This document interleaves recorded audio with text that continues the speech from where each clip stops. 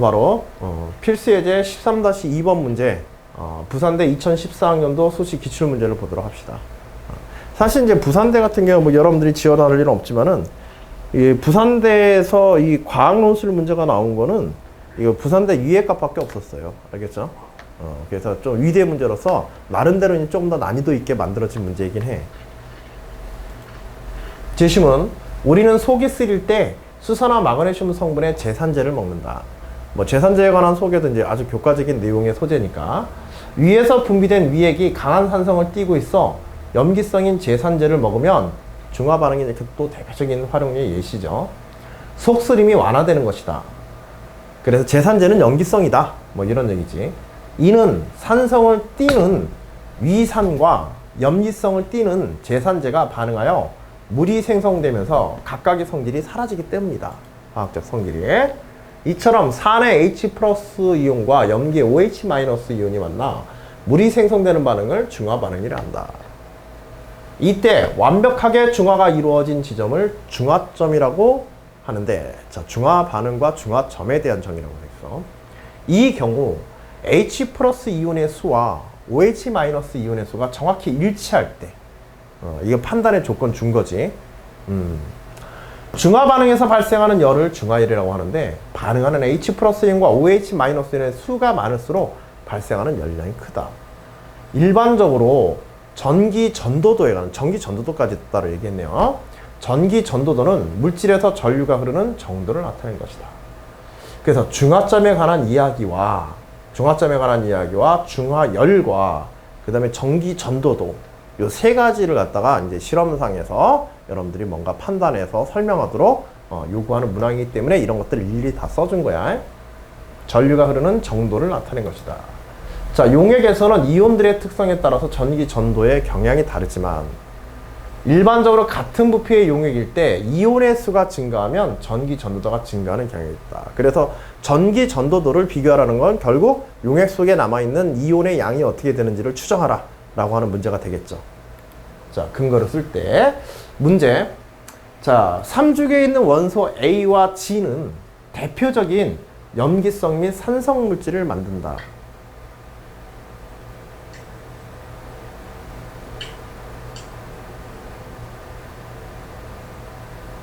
그래서 여기서는 이제 수산화나트륨과, 여기 대표적으로 하는 건 여기 3주기에서는 뭐 있어? 산을 만드는 거는 염산을 얘기하는 거고, HCl. 그치? 그 다음에 염기는 뭐 얘기하는 거야? NaOH. 그치? 그치? 수산화나트륨. 그걸 얘기하는 거겠지?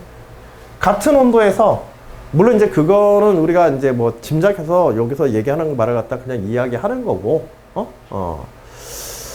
실제로는 이제 어떤 물질이냐에 따라 조금의 차이는 있을 수가 있으니까는, 아직은 이제 구체적으로 그게 뭐 수산화나트륨이다, 염산이다, 이런 식으로 답안에서 언급하는 거는 조금 곤란해. 예시로서 언급하는 건 괜찮아도. 알았지? 응?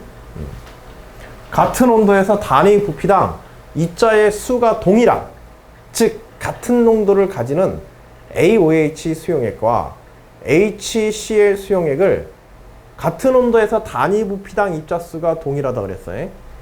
즉 같은 농도를 가지는 AOH 수용액과 HG 수용액을 다음의 표와 같은 몇 가지 비율로 혼합하였다. 제시문의 내용을 참고해야 다음 문에 답하여라. 그래서 지금 문제에서 중간 부분에 준 조건에 따라 가지고 정확하게 이제 수산화나트륨과 염산이라는 거 알 수 있지. 그치? 수산화 마그네슘도 가능하지. 그치? 그래서 수산화 마그네슘 같은 경우에는 실제로 이제 HCl과 이제 2몰과 반응할 수 있으니까, 1대2에 반응할 수 있으니까 그런 부분은 조금 주의하면서 이렇게 봐야 되겠어요.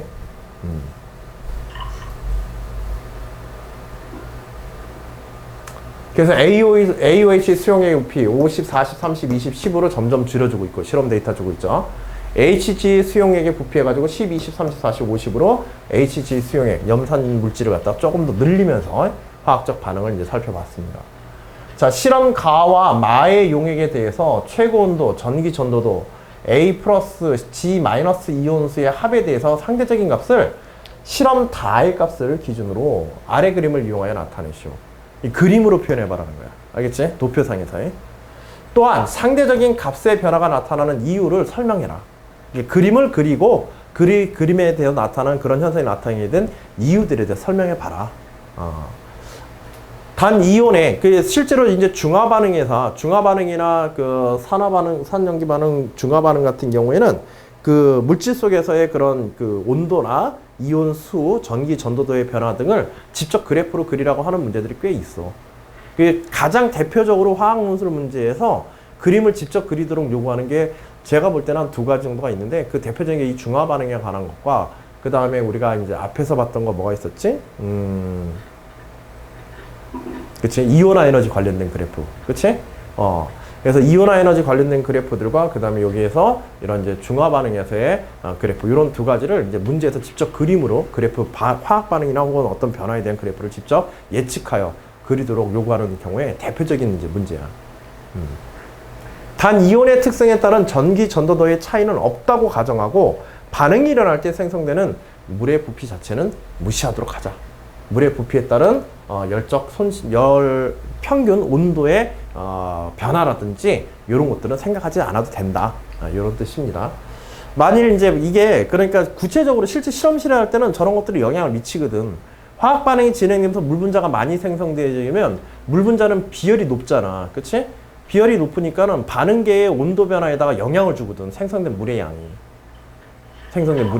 중화 반응에서는. 그런 요소를 사실은 이제 실제 중화 반응이 어떻게 되어지는지에 대해서는 그런 요소들까지도 고려를 해야 되거든.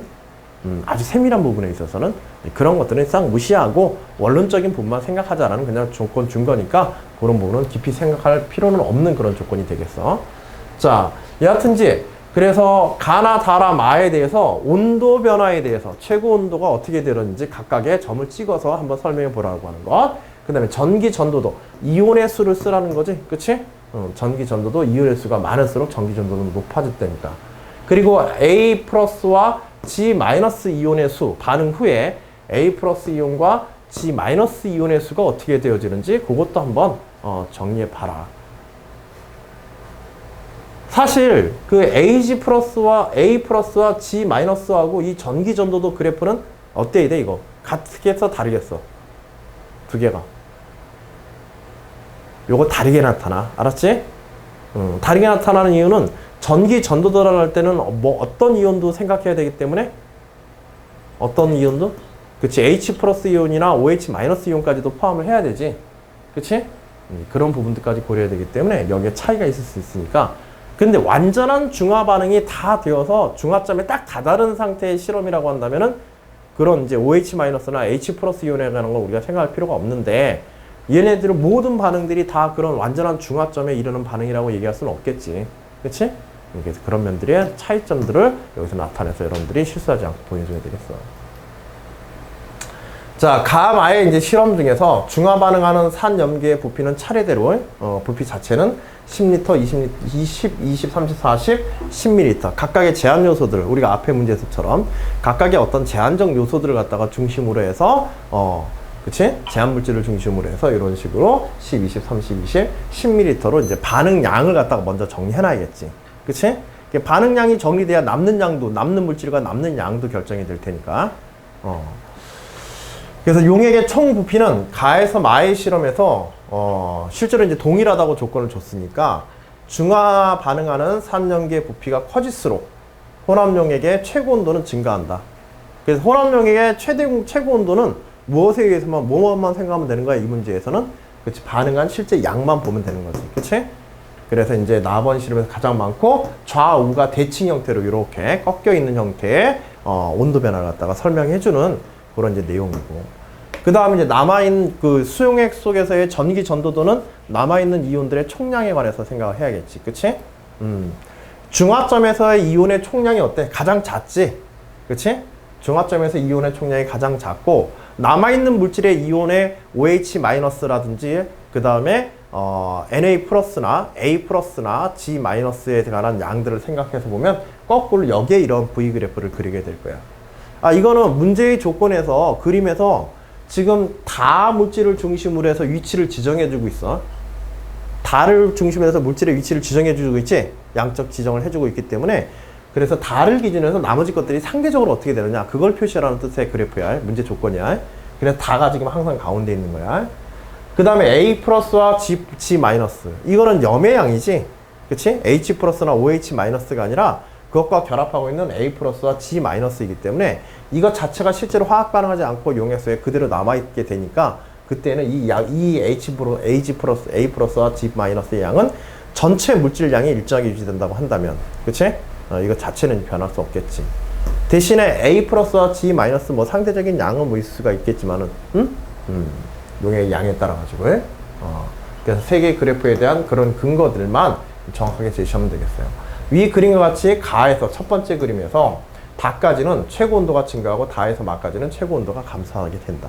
이유는 앞에 설명했고, 자, 그 다음에 두 번째 그림 전기 전도도에서 전기 전도도 및 G- 및 A 플러스 이온수의 총합을 구하기 위해서 10ml에 10개의 AOH 또는 HG가 존재한다고 가정하면, 이거 설명을 해서 한 건데 이게 답안에서는 굳이 이렇게까지 설명할 필요는 없어. 알겠지? 실제 답안에서 뭐 이렇게까지 설명하는 건 너무 좀 오버하는 거고. 그러면 가마의 조건에서 존재하는 모든 이온의 수를 이렇게 표시한다. 이건 너무 오버해서 표시한 거야. 이렇게까지 표시하는 이유. 뭐 하면은 감점될 리는 없겠지. 그치? 그러나 이 시험 시간에 이런 정도까지 뭐 분석할 필요는 없고, 상대적으로 결합하는 비율이 어떻게 되어지는지 그것만 여러분들이 언급을 해도 이건 충분합니다. 알겠지? 응?